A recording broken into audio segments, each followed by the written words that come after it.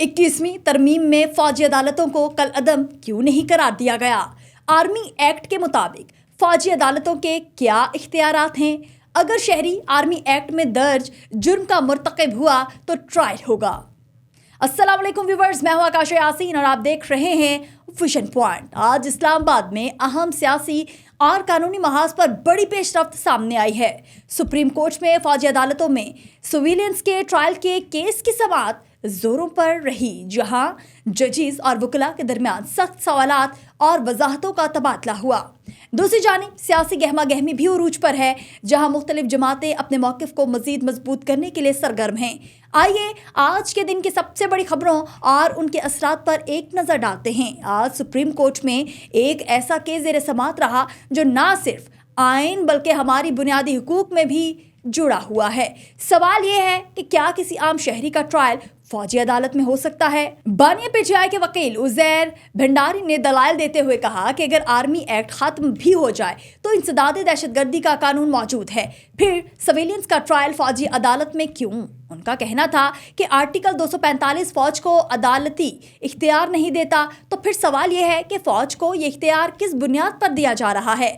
समाअत के दौरान जस्टिस जमाल मंदोखेल ने एक और चौंका देने वाला सवाल किया कि क्या कोर्ट मार्शल अदालती कार्रवाई नहीं? वकील का जवाब था कि कोर्ट मार्शल सिर्फ फौजी एहलकारों के लिए है, सिविलियंस के लिए नहीं। लेकिन अगर कोई सिविलियन हसास इलाके में काम कर रहा हो या किसी फौजी मामले में मुलव्विस हो, तो क्या वो भी फौजी अदालत के दायरे में आ जाएगा? एक और पेचीदा सूरत हाल इस वक्त सामने आई जब जस्टिस नईम अफगान ने पूछा कि अगर कोई फौजी और सिविलियन मिलकर ऑफिशियल सीक्रेट एक्ट के खिलाफ वर्जी करें तो ट्रायल कहाँ होगा? वकील ने कहा कि ऐसी सूरत में इंसदाद दहशतगर्दी अदालत ही सही फोरम है, मगर सवाल यह है कि अगर फौज के पास ऐसे केसेस सुनने का इख्तियार दिया गया तो क्या ये दायरा मजीद वसी नहीं हो जाएगा?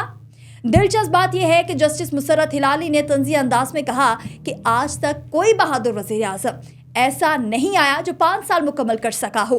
और जस्टिस मंदोखेल ने मजीद कहा कि हमने माजी में फौजी आमिरों को तौसीक भी दी है। तो आखिर ये मामला कहाँ जा रहा है? क्या फौजी अदालतों को सिविलियंस के ट्रायल का मुस्तकिल इख्तियार दिया जा सकता है? और अगर दिया गया तो क्या कल को दूसरे जराइम भी आर्मी एक्ट में शामिल नहीं हो जाएंगे? आज की एक और पेशरफ्त, पाकिस्तान बार काउंसिल के नुमाइंदे अख्तर हुसैन का जुडिशल कमीशन की रुकनियत से मुस्ताफ़ी होना था। अख्तर हुसैन एडवोकेट ने अपना इस्तीफ़ा चेयरमैन जुडिशल कमीशन को भिजवाया दिया। इस हवाले से अख्तर हुसैन एडवोकेट ने कहा कि जुडिशल कमीशन ऑफ पाकिस्तान की रुकनियत से इस्तीफ़ा देता हूँ। इस्तीफ़े के मतन के मुताबिक पाकिस्तान बार काउंसिल ने मुझे आइन पाकिस्तान 1973 के आर्टिकल 175A के तहत 3 मरतबा जुडिशल कमीशन ऑफ पाकिस्तान का रुकन नामजद किया। अख्तर हुसैन एडवोकेट ने कहा कि मैं अपनी जिम्मेदारियां अपने बेहतरीन सलाहियतों के मुताबिक अंजाम देता रहा। हालिया अदालती तकरीरों से मुतालिक तनाज़ात की बिना पर मैं मजीद काम जारी नहीं रख सकता। उन्होंने ये भी कहा कि मैं जुडिशल कमीशन ऑफ पाकिस्तान की रुकनियत से मुस्ताफ़ी होता हूँ। अपने इस इस्तीफ़े की नकल पाकिस्तान बार काउंसिल को अरसाल कर रहा हूं ताकि आइन के तहत मेरी जगह नया नामजद रुकन मुकर्रर किया जा सके। नाज़रीन, वीडियो आपको कैसी लगी कमेंट सेक्शन में ज़रूर बताइएगा। दीजिए आकाश यासीन को इजाज़त। खुदा हाफिज़।